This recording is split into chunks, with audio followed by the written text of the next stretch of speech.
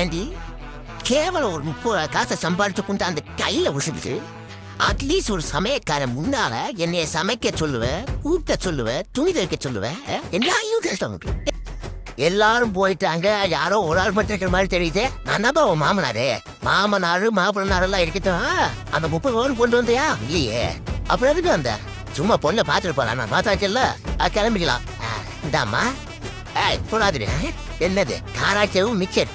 ஏன் இது எங்க ஊர்ல கிடைக்காதா? இது மேரேஜ் ஜெர்மன் அங்கே போடா. 10 வர லேட்டாச்சுன்னா அங்கே குத்து வச்சு திருட்டு போடா. கிளிய வளர்த்து பூனை நேத்த குடுத்தேன்னு சொல்ல போறேன்.